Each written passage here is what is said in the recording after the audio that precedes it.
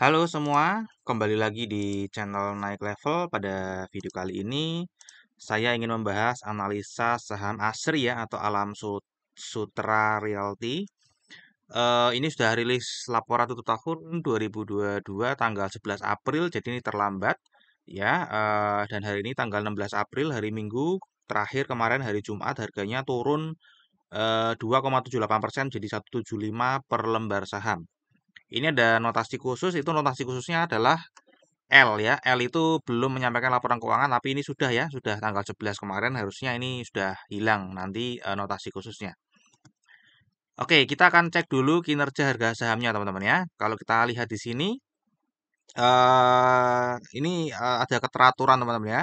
Kalau kita lihat 10 tahun, 5 tahun ini negatif, jadi jangka panjang lagi turun, namun 3 tahun, setahun, 6 bulan, 3 bulan ini sedang naik ya. Jadi sedang mulai mulai naik harga sahamnya setelah jangka panjang turun.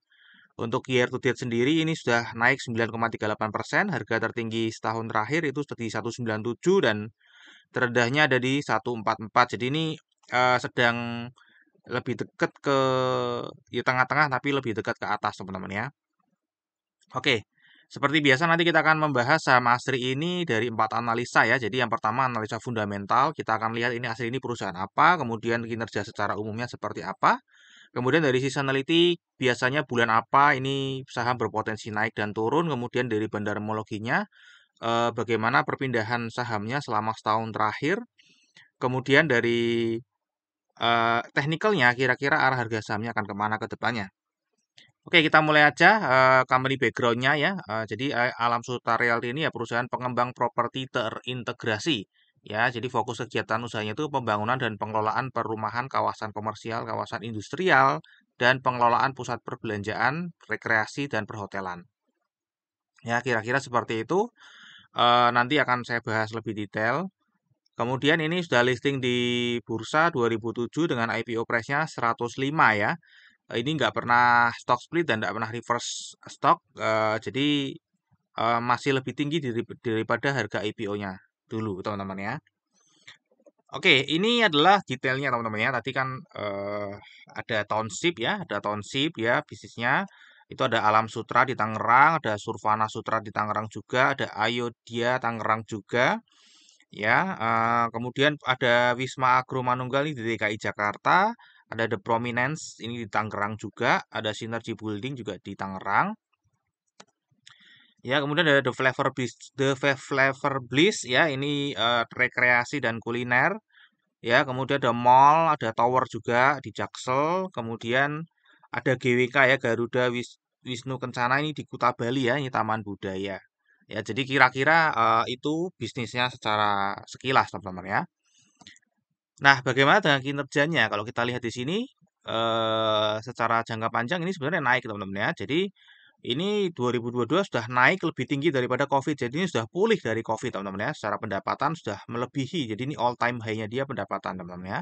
Demikian pula dengan laba kotornya. Ya, laba kotornya juga all time high ya. Ini sudah pulih dari COVID teman-teman ya. Laba usahanya juga all time high, namun laba bersihnya ini bukan yang all time high karena 2017 pernah lebih tinggi. Ya, namun secara overall ini sudah pulih dari COVID ya.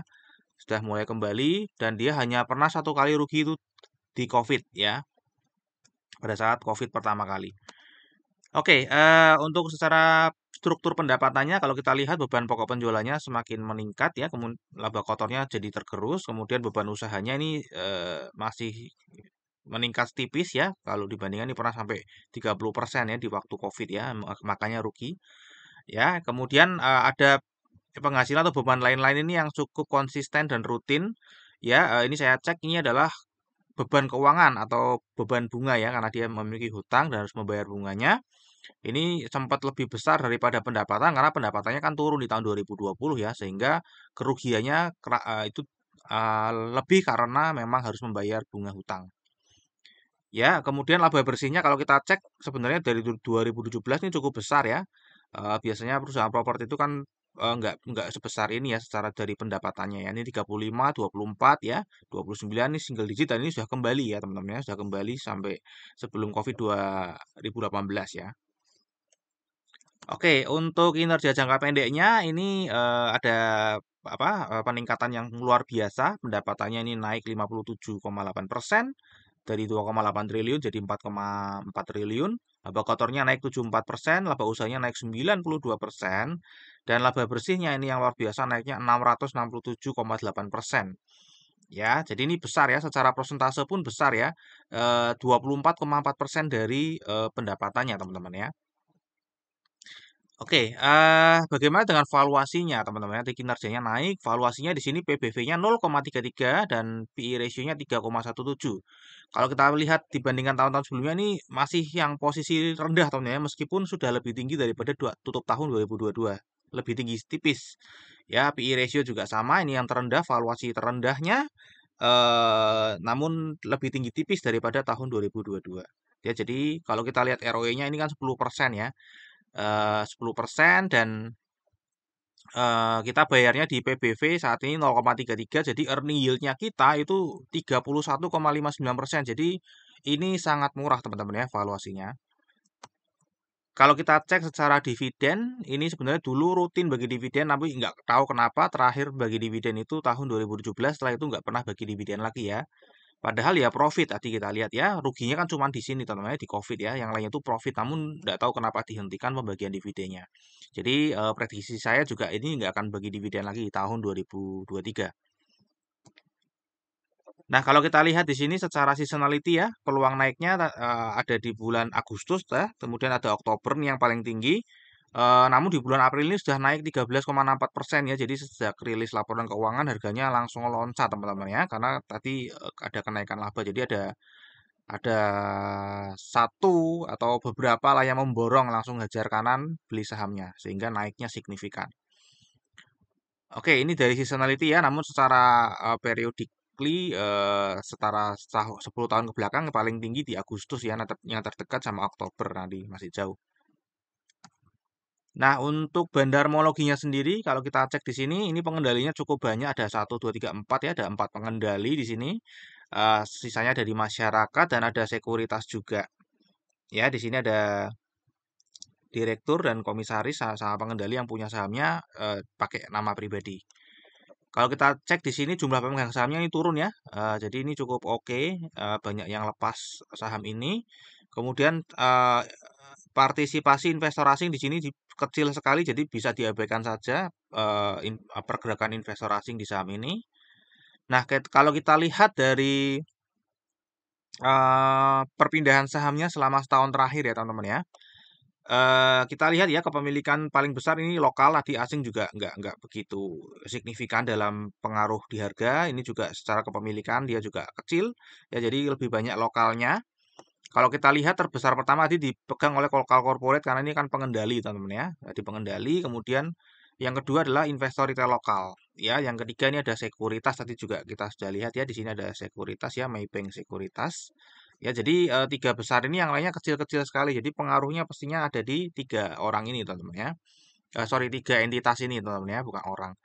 Ya, satu di pengendali, di retail lokal, yang satunya di sekuritas. Nah, kebetulan sekuritas ini ada buang barang ya, tapi ini cuma satu kali ya, bukan buang barang yang berkelanjutan.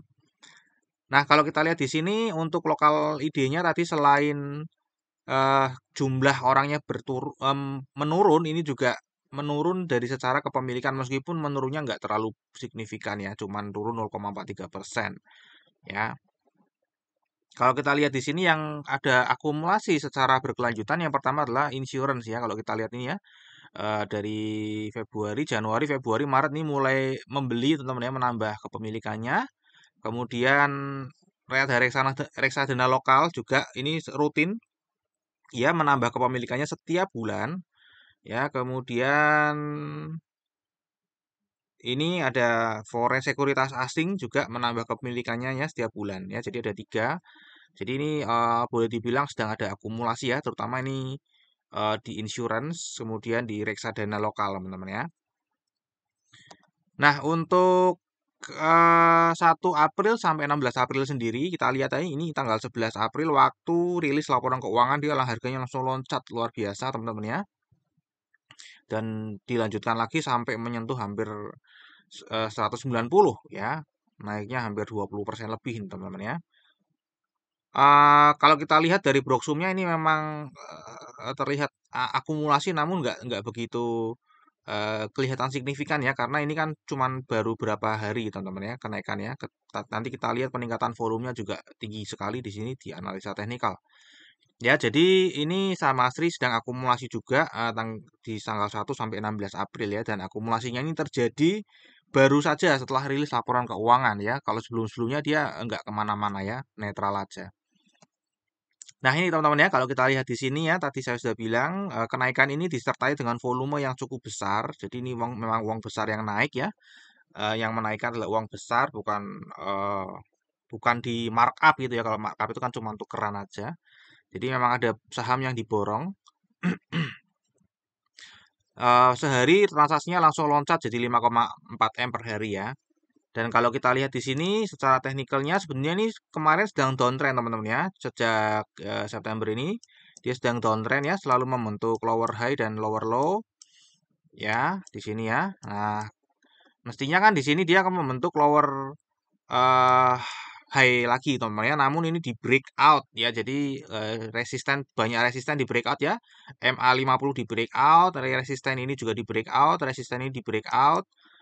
MA200 juga di breakout ya, ini breakout lagi ya dari support 170, higher high-nya, high sebelumnya before-nya ini juga di breakout, ini juga di breakout high-nya ya teman-teman ya. Jadi ini breakout banyak sekali resistance di sini ya, dan disertai volume yang sangat besar.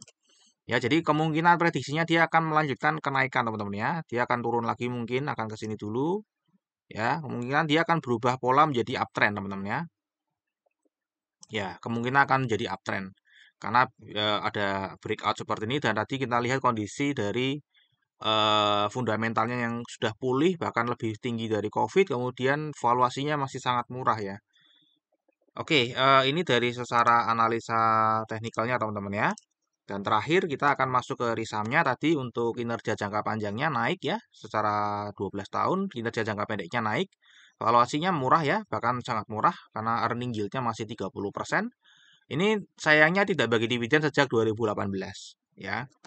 Untuk seasonality di potensi naik ada di bulan Agustus yang terdekat, kemudian Bandarmologi Maret ke Maret sedang akumulasi, 1 sampai 16 April sedang akumulasi, dan teknikalnya di barusan breakout dari downtrend teman-teman ya.